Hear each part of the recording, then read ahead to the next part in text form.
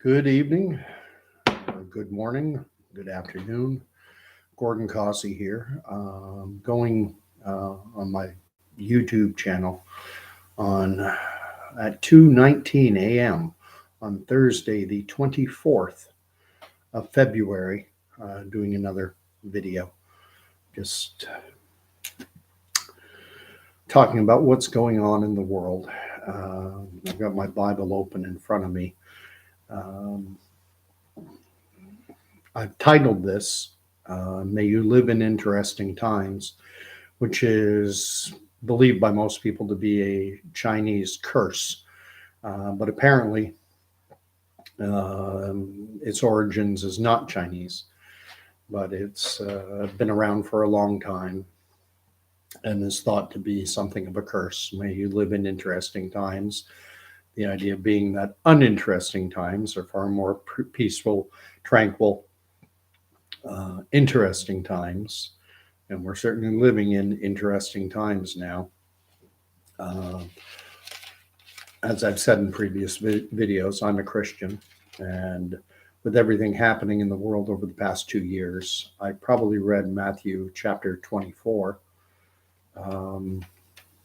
15 or 20 times, and I'm just going to read one or two verses from Matthew 24, verse 24. For false Christs and false prophets will arise and show you great signs and wonders, so as to lead astray, if possible, even the elect. It's so hard to know what to believe nowadays. Truth has become so elusive. A major influence on why I'm doing this video right now was a recent Joe Rogan podcast that he did with a gentleman who I'd never heard of, and I still don't know. I know very little about him. His name is Majid Nawaz. Having to look at my notes, even I don't know his name offhand. I just did a quick Google to find out, a little bit about him. And what I found out is he has a master's degree in political theory from the London School of Economics. So he's an academic. And I've never actually watched a full Joe Rogan podcast. Typically what I do is I watch little segments that are shared via social media, like on Twitter. And so I've seen a few of the little snippets from it and found it very thought-provoking, very enlightening. And what I'll be getting onto is he was talking about truth. And as a Christian, wanting to get to know God is wanting to get to know truth, in my view. I know one of my favorite passages in the Bible is Moses before the burning bush. Most people will know it, even if they're not Christians, because they'll have seen Cecil B. DeMille's The 10 Commandments with Charlton Heston. And they'll know the scene or the passage I'm referencing from Exodus where Moses appeared in the presence of God before a burning bush. And Moses was being sent to Egypt to free the Hebrew slaves from bondage. And Moses, said, "You want me to go before your people?" He's the God of Abraham, Isaac, and Jacob. And I need a name, is what Moses said. I need a name. Well, who shall I say sent me? And that to me is significant, because names, especially even now, but even more so, I think, in the ancient world, names conferred parameters, boundaries. Adam comes from Adamus, which means first man. Eve means giver of life. Abram means exalted father. And then when it was changed to Abraham, it meant father of many. So I believe that Moses, in asking, I need a name, was seeking boundaries, parameters. He wanted to put God into a box. God responded, I am. Say that I am sent you. I exist. You cannot put God into a box. But I like using the term truth as an attribute of God. It satisfies that Mosaic desire to put in some parameters. And truth is something that's very elusive. We try to discover the truth. We find out that what we believe to be true one day, we can later find out is false. And I think part of faith, I think there's a tendency among people of faith to want to rush to the destination. They want to get to the destination. They want to get to the truth. But you cannot rush to the destination. You have to go through the process. I equate it sometimes to, taking a Caribbean vacation. Wouldn't it be nice if you just close your eyes, reopen them, and be in the, be on a beach, sunny Caribbean beach? But you can't just close your eyes and be there. You have a lot of things to do. You got to buy your plane tickets. You got to make sure your travel documents are in order. You have to pack. You have to drive to the airport.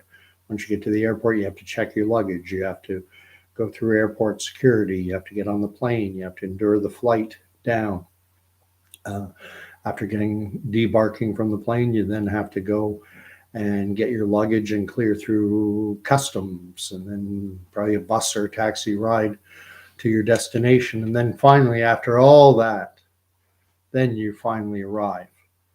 You can't just close your eyes and be there.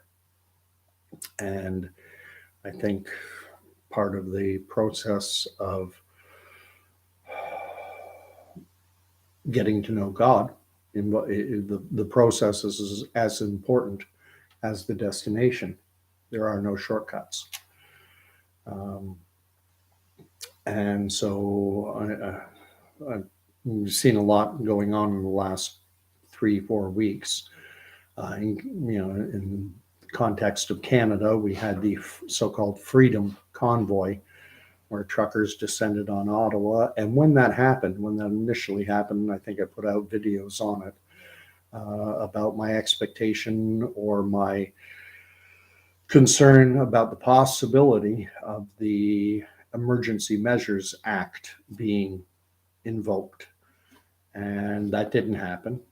For 3 weeks, the protests went on. And then what we had was a battle for the narrative. The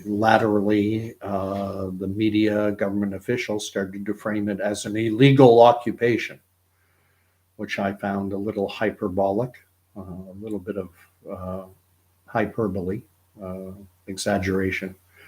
They were occupying public space, and the protests were peaceful.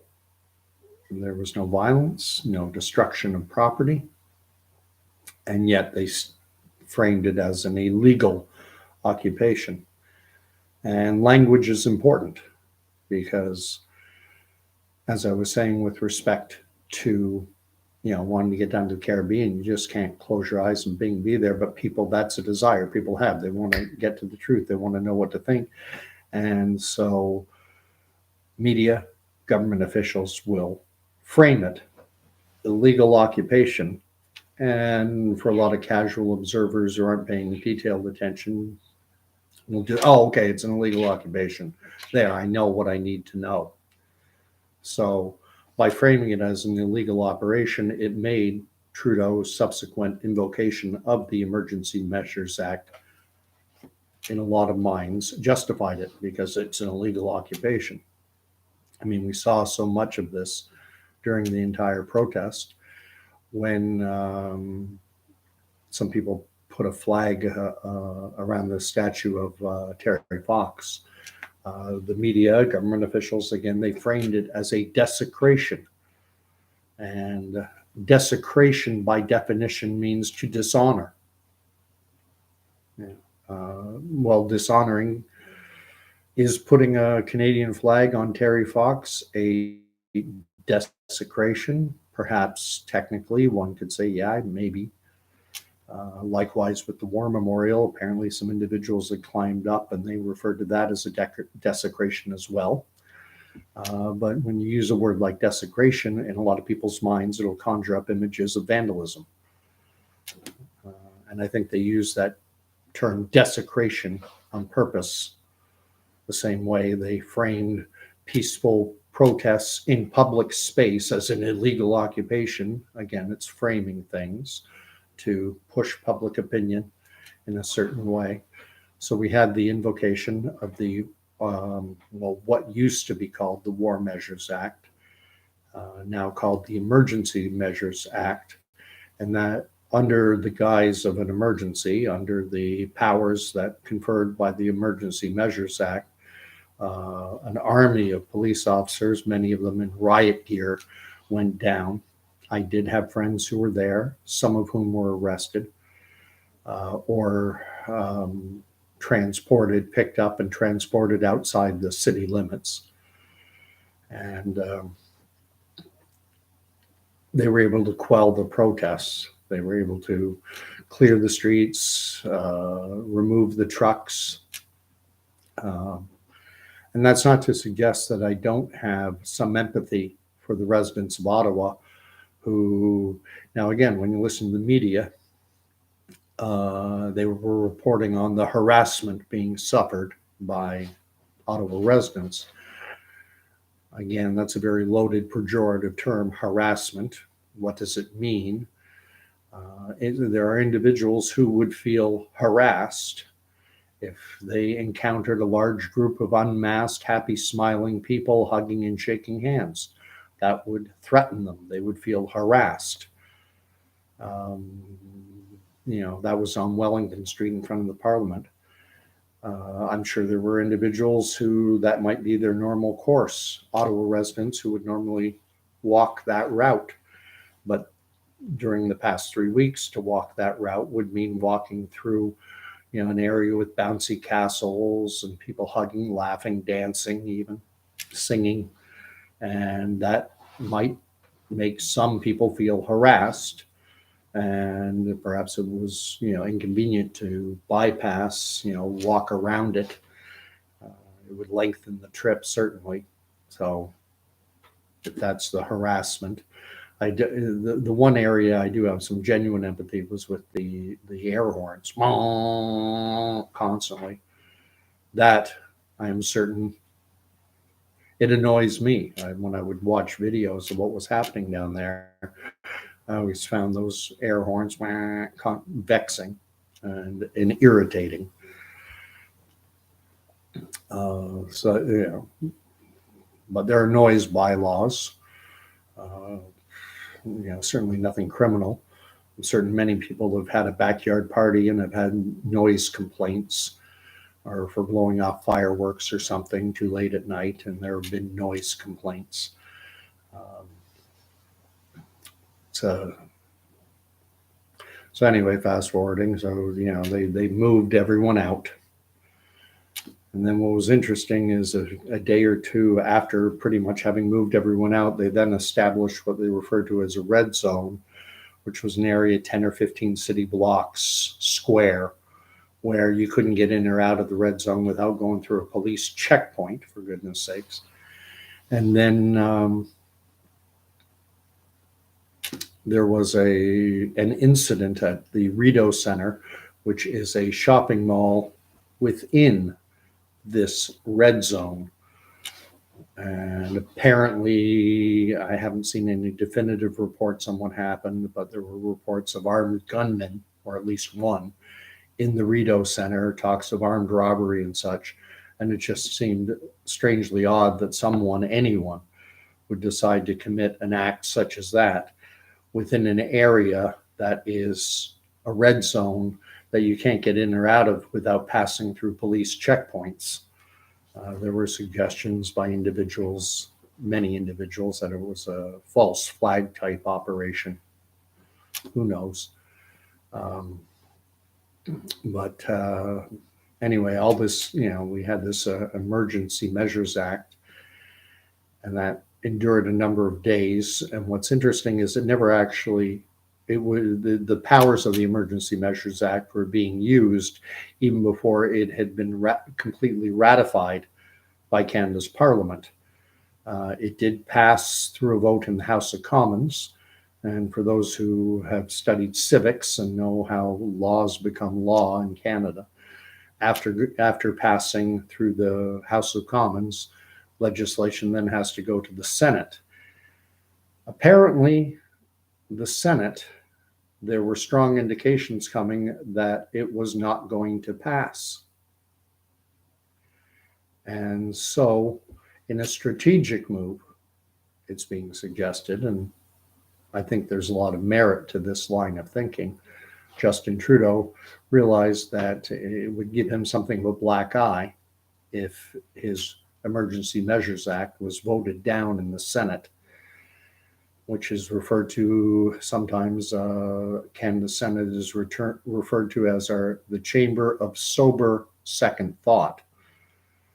So rather than face the prospect of a defeat within the Senate, Trudeau has now withdrawn the Emergency Measures Act. And, he's claiming victory of sorts and saying that, we achieved what we needed to achieve. We ended the illegal occupation and have restored peace and order and have, ceased the desecration of our, war memorial, Terry Fox statue, and this, the harassment of Ottawa citizens. I say it's all a lot of hyperbole.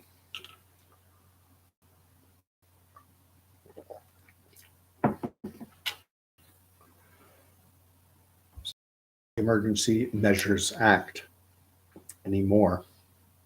But now we have a war going on between Russia and Ukraine. I never know whether to call it Ukraine or the Ukraine, regardless, either way. War any place is not good. And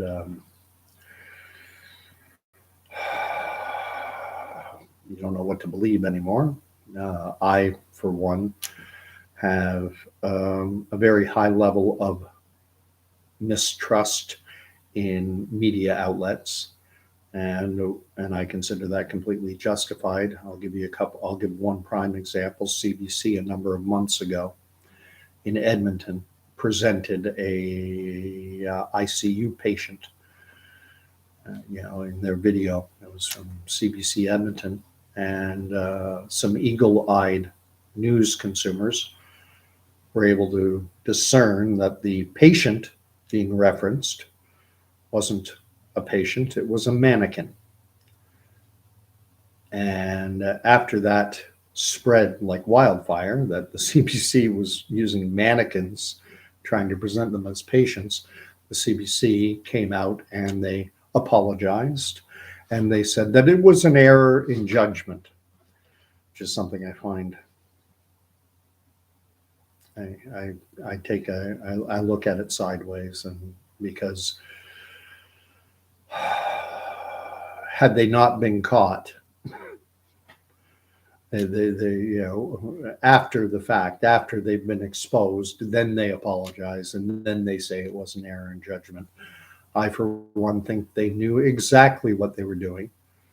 It would be perfectly legitimate to present, in this video coverage, we are showing a mannequin representing what things would look like, but that would take away the weight, and that would take away the ability to push public opinion. It would be ethical I view presenting a mannequin as a human being is unethical, being used to push a narrative, which is something I would I think journalistic ethics have gone into the wastebasket. There's a famous quote by Denzel Washington. He was on like a red carpet for the Oscars or something, and he framed it very well. I don't know if he came up with this on his own or was quoting someone else, but he's the only individual I've heard say it. He said,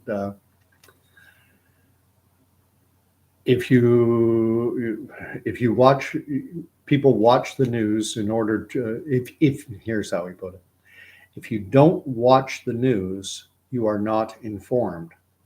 And if you do watch the news, then you are misinformed.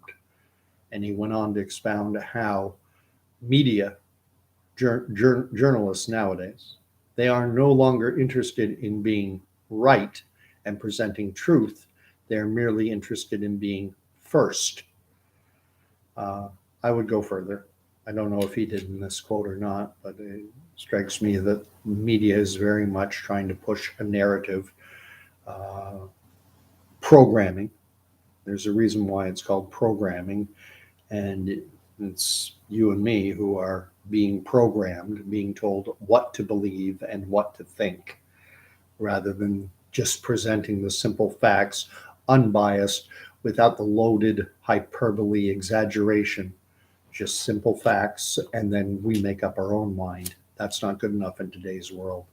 Now they have to frame things. An example I use frequently is with respect to an old advertising campaign where they say, in a recent government survey or in a recent government study, 9 out of 10 doctors recommend XYZ product. Sounds good.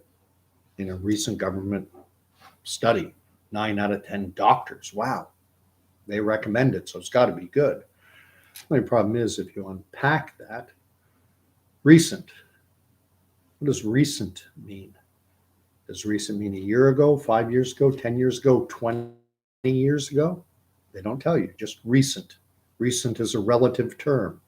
To a redwood tree, 1800 is recently. Government. In a recent government study. What government? Was it federal government in the United States, Canada? Was it tribal council somewhere? Was it a municipal government? What government? 9 out of 10 doctors. Doctors of what? PhDs in theology? Or in gender studies? PhDs of what? Anyone with a PhD is entitled to use the put doctor in front of their name. Be a doctor of ethics, recommending use of a medical product. So, but getting back to Majid Nawal, I was talking about during the segment I saw of the interview with him on the Joe Rogan Experience. They were talking about subjective versus objective truth. And if you don't know the difference, subjective means personal, your truth. Objective means universal truth. That's the way I'm going to define it. And an objective truth is always true. An objective truth is true on Monday, Tuesday, Wednesday, every day of the week, every week of the year, every century. Truth does not change. And that's why, for me, truth and God that is certainly, I think, the most important attribute of God. But we live in a world now where truth changes daily, weekly, monthly. And some examples will be just in the context of these past 2 years. Go back to February of 2020, before any of this insanity started, when life was normal, when you could take a vacation, where you could hop on a plane, where if you had a legal business, you were allowed to stay open. So in February of 2020, we were hearing reports, everyone should remember, out of China, I think maybe out of Italy by that point, of this novel coronavirus that was spreading around. And in the Canadian context, at that point, I imagine a lot of Canadians, I think I would be one of them, wouldn't have even known who our chief medical officer of health was at the federal level, Dr. Teresa Tam. But we quickly learned her name, and she publicly stated that Canadians need not be overly concerned about this novel coronavirus. It's nothing to get, no measures are needed. At that time, we had people coming back into Canada from places like Wuhan, and she said there's no need to have them quarantine. The risk of human-to-human transmission is incredibly low. It's, insignificant. There's, just relax. Everything's fine. And that was the truth presented then in February of 2020. No need to be overly concerned. No need to have people coming even from a place a place with high rates of infection. No need to have them quarantined. That would be too much of an imposition. It could lead to stigmatization. You don't want to stigmatize these individuals coming into Canada. And then, of course, we all know in March, I think March 17th, 18th, somewhere around there, boom, now the truth had flipped almost 180 degrees. And now, yes, we had to be so concerned about COVID that it warranted shutting down significant portions of, it changed everyone's life. No longer could you go and, I had a basketball night Wednesday nights. That was canceled. And that's nothing. Think about someone who owned a small business, a restaurant, a bar, a gym, a fitness studio, a small clothing shop or bookstore or whatever. They were all forced to close immediately. And at that time, we were told 15 days, 2 weeks, whatever it was, 15 days, 2 weeks to flatten the curve. We all started to see. We all learned this new word, epidemiology, which probably, I couldn't have even spelled that word in 2019 or in years previous. Now everyone became an epidemiologist, and we all poured over the data, and we saw the graphs and how bad things are. Canadians were just going to be lining up 8 people. There'd be a line 8 deep to get people gasping for breath, dying to be put onto a ventilator. It was going to be horrific. We were going to have 100,000 people in Canada dying as a direct result of COVID. That was as per a computer modeled simulation projection by the Imperial College of London, one of the premier medical schools in the world, had predicted for Canada, a country the size of Canada, somewhere around 100,000 people dying directly due to COVID in the first year. And we came nowhere near that. While certain segments of the population, were severely affected, if you worked in a hospital, a long-term care facility, a grocery store, Amazon warehouse, Costco, Walmart, it's not that bad for you. You can still go into work. I was still in the military at that point, so I was deemed, I guess, essential, which is a term I hate because it suggests a hierarchy of humanity, and there is no hierarchy. Calling some people non-essential just hit me, that how evil it was to be referring to individuals as non-essential on the basis of something as arbitrary as a job. But anyway, being one of those individuals who went into work, I wasn't that worried about COVID.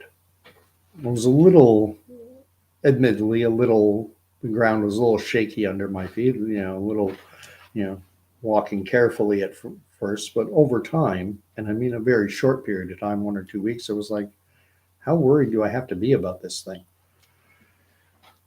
But that was the truth. Now, where did this novel coronavirus come from? Here's another changing truth. Early in the pandemic, that's what they called it. They called it a pandemic, so I'll go with that term. Early in the pandemic, we were told that the virus originated in a live or so-called wet market in Wuhan, China, where they sell live animals, including bats, and bats are where coronaviruses apparently come from, and that human to bat contact, a bat bit somebody, and because the bats are in tiny cages and under stress, that the virus expresses itself. I actually read an excellent article at the time I was being informed, written in the scientific journal Nature, and it was likening a coronavirus to herpes, the virus which causes cold sores. And people who suffer from cold sores will know that stress can be a trigger. That and I know because it happens to me. When periods of high stress, sustained level, if I'm really stressed out about something for a week or two, I might get a cold sore. And they suggested, that's the expression of the virus. They suggested in the Nature article that, it worked in much a similar fashion. You have these bats caged under stress being handled by humans. So the coronaviruses that they have, which are mostly benign to the bats, then jumped from a bat to a human and started to transmit. And that was the only origin story for this virus that was allowed. Anyone who suggested any other possibility was shut down. One example will be a famous French virologist. I won't say his name, but he won the Nobel Prize, I don't know what year, for discovering HIV, for isolating HIV, the human immunodeficiency virus, the virus which causes AIDS. So this individual, he, with his expertise, having looked at things, he expressed the opinion that this was a man-made virus, that this virus was a result of human interference, that it had been engineered. And he was censored, deplatformed, and maligned. And that was just a crazy conspiracy theory. And he wasn't the only one saying it, but he's probably the most highly accredited individual putting this idea forward. And anyone who himself, this Nobel Prize winner and several others, were accused of spreading misinformation and a baseless conspiracy theory. Now, of course, we know that now has gone into the mainstream. Anthony Fauci was questioned over the fact that his NIH, National Institutes of Health in the United States, had been providing funding or sub-funding, like NIH gives money to an agency and the agency then transfers some of the money to that coronavirus lab in Wuhan, China. And now, and I doubt there will ever be a definitive smoking gun, 100% proven that it came from that lab, but now you're allowed to express that opinion. YouTube won't shut it down. Google won't tell you, you're allowed to say it now. And it's now pretty much a widely accepted opinion. It's certainly no longer considered conspiracy or invalid. Many people consider, it makes sense. So the truth changed. Truth keeps changing.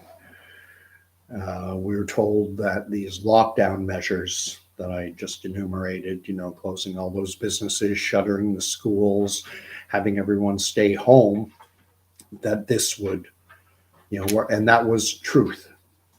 We're not allowed to suggest anything otherwise. There were two doctors from Bakersfield, California, who did a video that quickly was removed for contradicting the truth.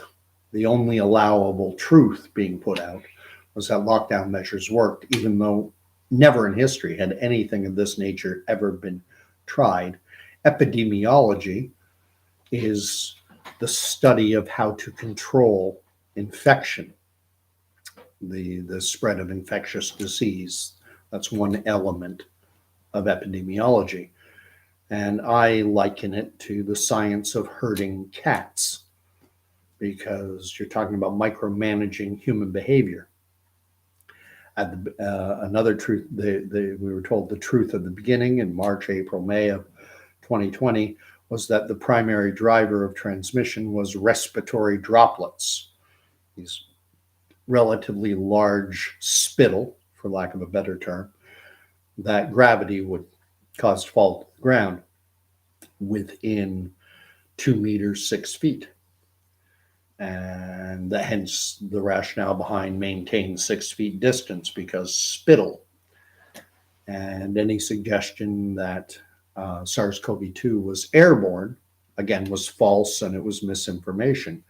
But by the summer of 2020, it was already being widely postulated that SARS-CoV-2 was an airborne virus. And that completely changes everything. If it's airborne, that means the particulates, the viral particulates become microscopic in size, as in less than a micron, that they can hang in the air for hours, that they can travel 10, 20, 30 feet, and again, hang in the air for hours, depending on the humidity conditions of a room, of a setting. But it became the truth. Well, the old truth about the spittle was then replaced, and that which was a false misinformation. Oh, airborne, no. Spittle. And then, well, no, it's airborne. Lies become truth, truth become lies.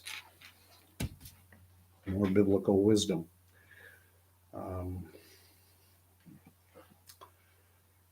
And then, the masking. And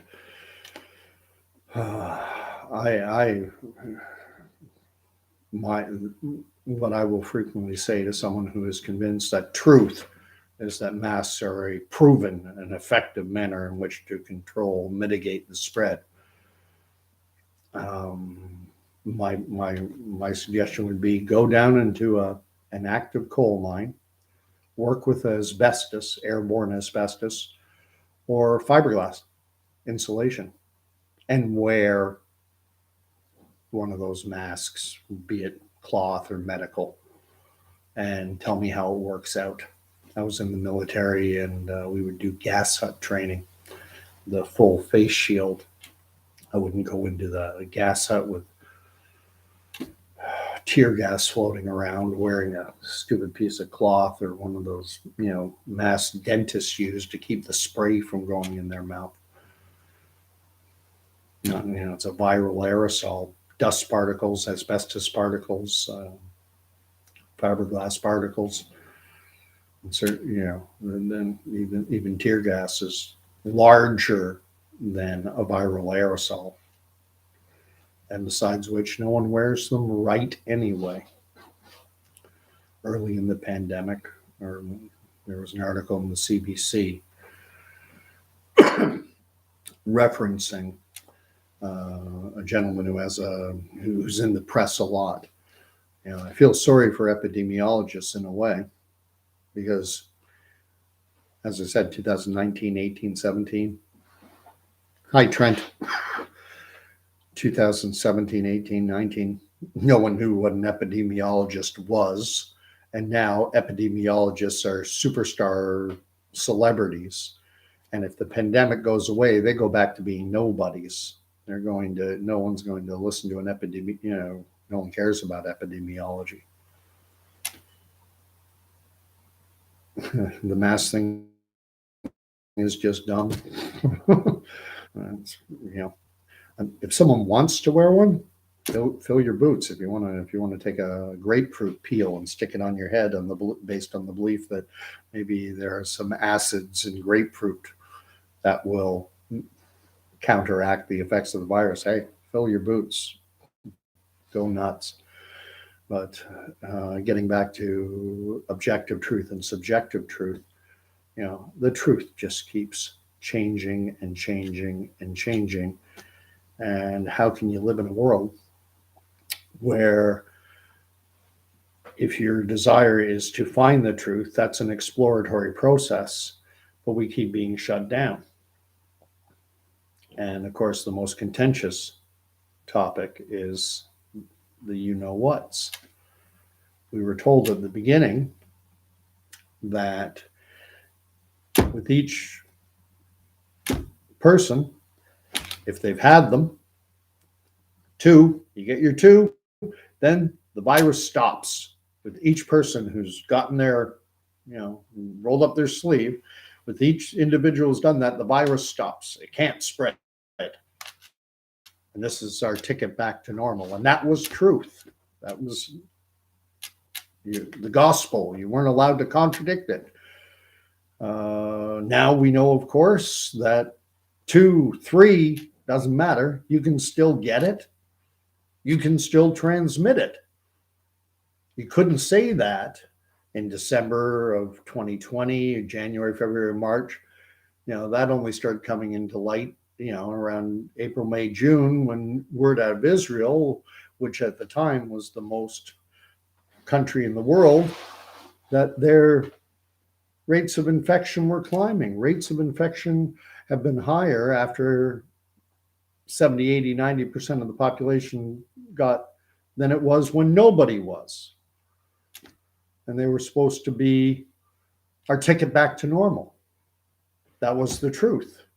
Now, what was true has become a lie. But one truth that won't go, that they won't let go of, the truth, is that everyone still has to be injected with something that doesn't stop infection or transmission. The line is now that getting 2 and then a 3rd, that this will reduce the severity of the disease. How do they know? There's no comparative way to measure how sick someone would have gotten had they not been. I 3 or 4 weeks ago, I was down and out for 3-4 days. Spiked a fever, headaches, muscles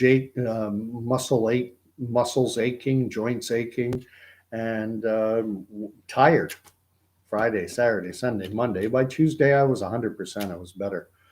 Trent's writing, I'm the same way. Do what you like, but don't make me play your reindeer games. And if you don't play the reindeer games, and if you don't advocate for them, you're spreading misinformation. One thing I found gratifying, and the biggest thing, and I talked about this in my last video, is the biggest benefit to the protest in Ottawa was, I think it gave an opportunity for a lot of Canadians, and maybe people around the world as well, to look and see, well, maybe I don't have to be as scared of this as I thought. Look at them. They're hugging. They're shaking hands. They're happy. They're healthy. And I'm living in fear. Going back to this book, over 365 times it says, fear not. Trent's writing, when this first happened, I wore a full face mask with a P100 filters and N95 pre-filters in the store. Yeah. If it was respiratory droplets, then if that was the primary driver of transmission, then there is some logic behind it, because it would provide source control and a level of protection against those spittle.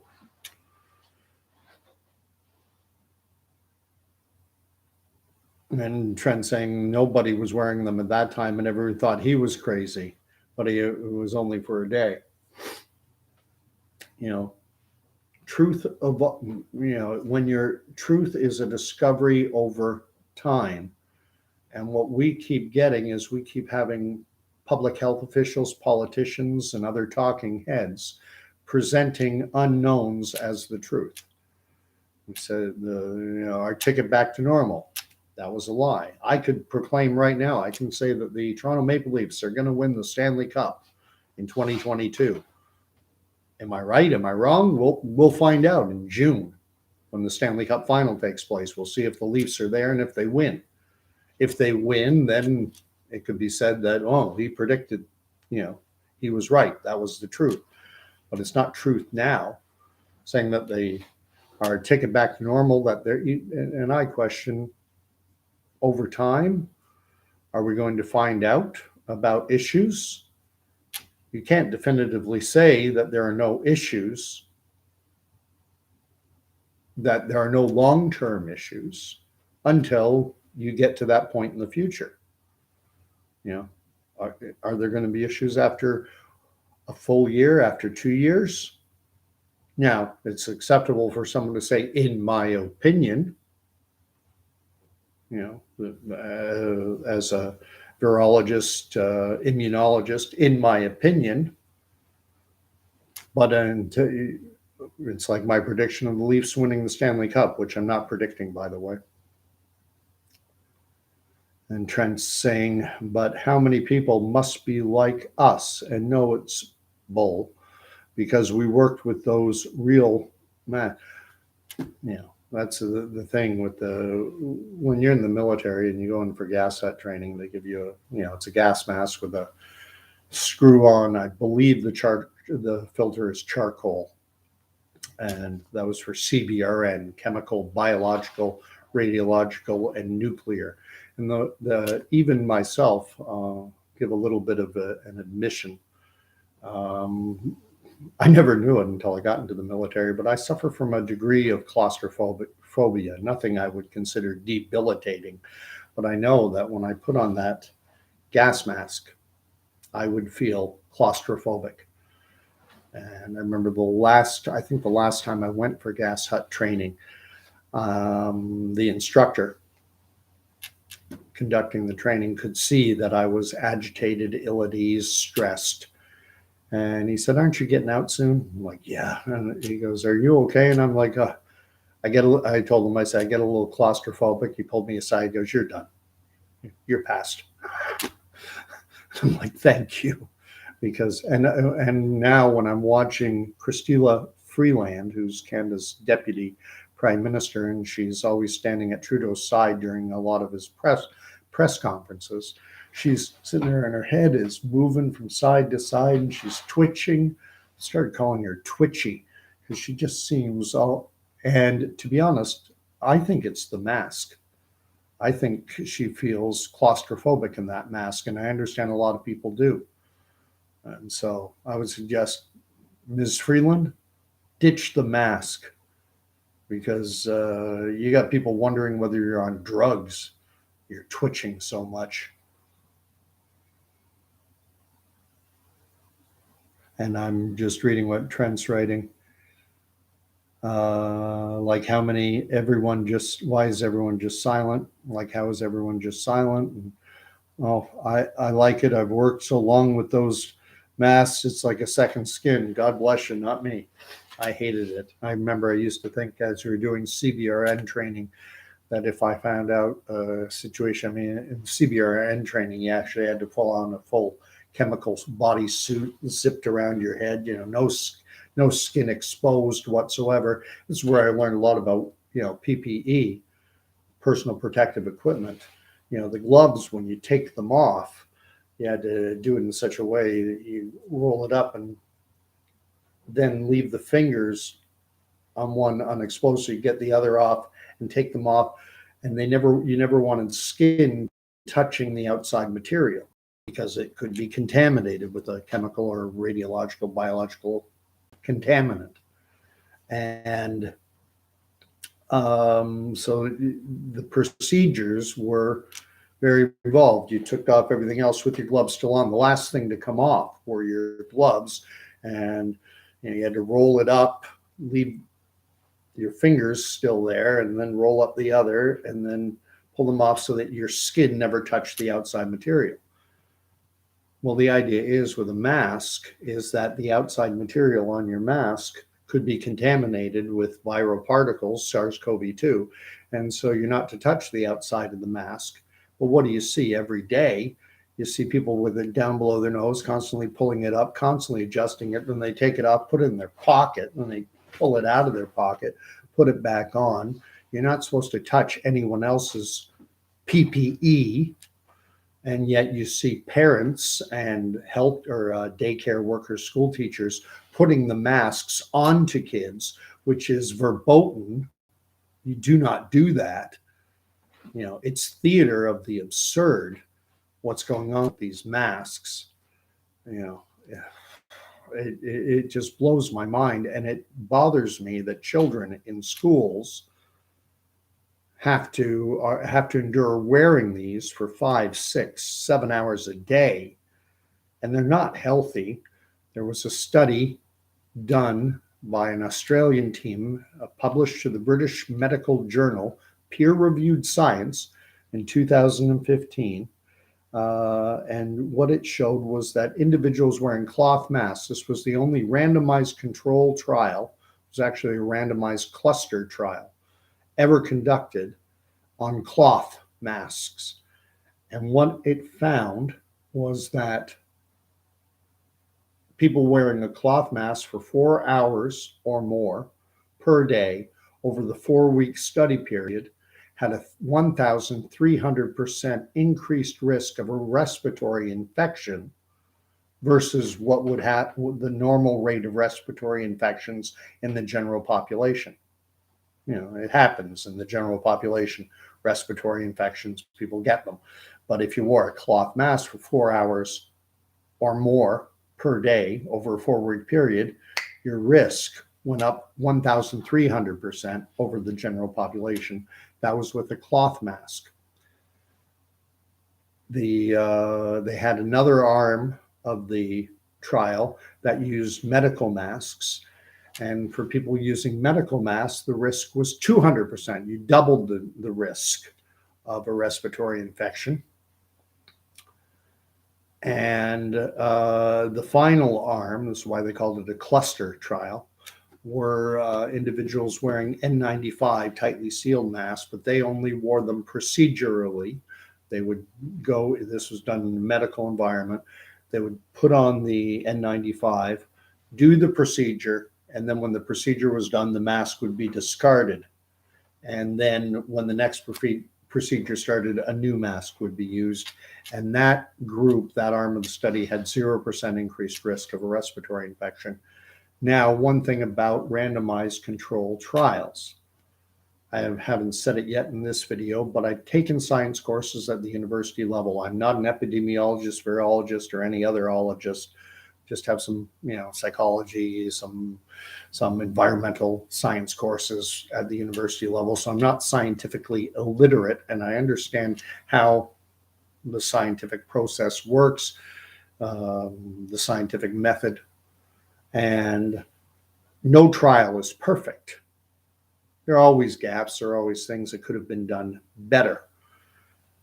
The best science is when you have randomized controlled trials. Cluster trials are considered the gold standard because they're real world. It's not a sterile lab environment. We've all heard about how they've had mannequins and laser photography measuring droplet dispersal and all this stuff done in a sterile lab environment. Great.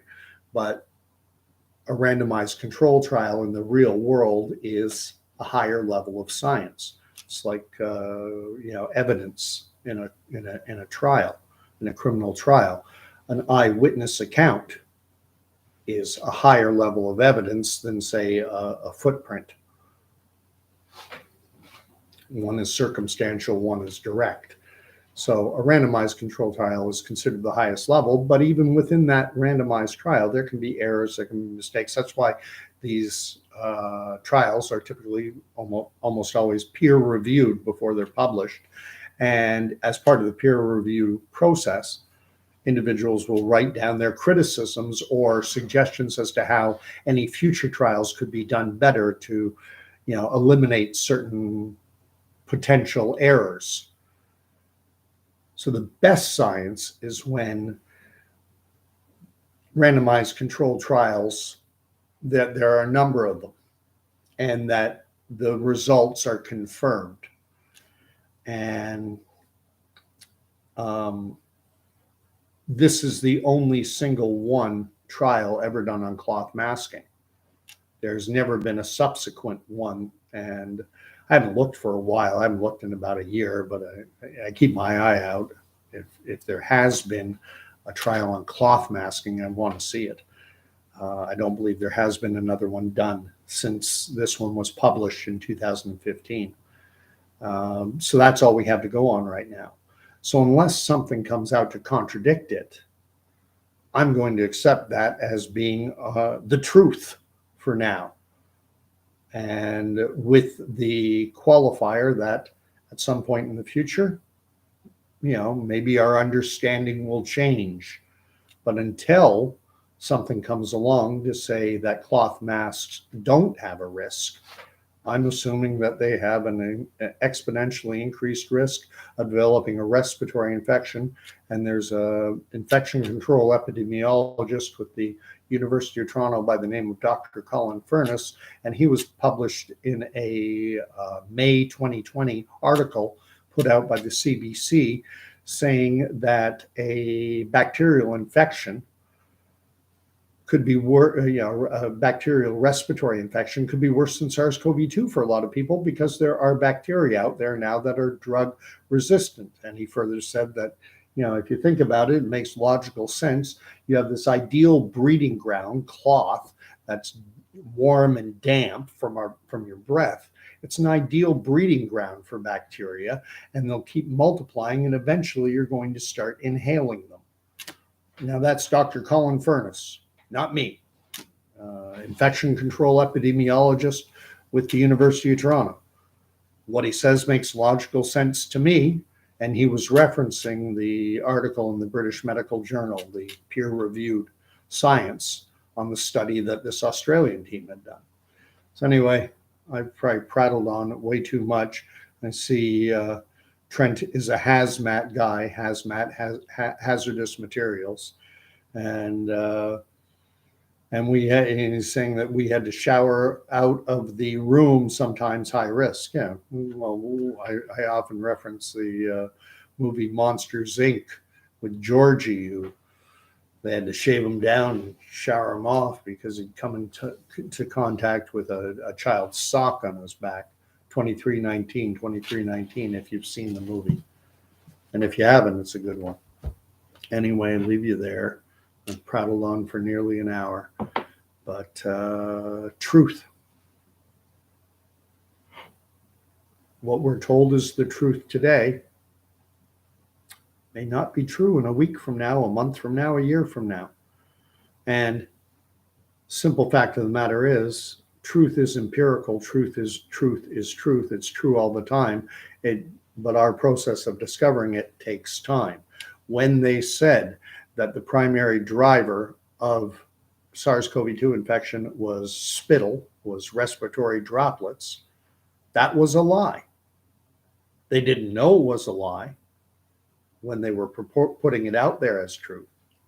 But we later found out it was a lie. The primary driver of respiratory, or of infection right now, is widely viewed to be airborne, viral aerosols.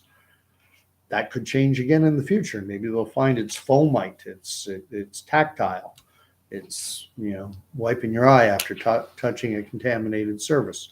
Who knows?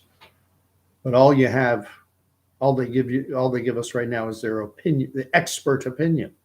But expert opinions are often wrong. And this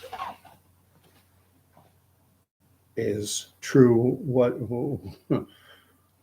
It was true when it was written. It was true 1,000 years ago, 100 years ago. It's true today. It'll be true next year, 100 years, 1,000 years from now. So I'll leave you there. God bless.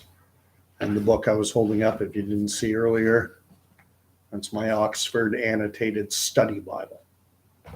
So God bless, and we'll talk again.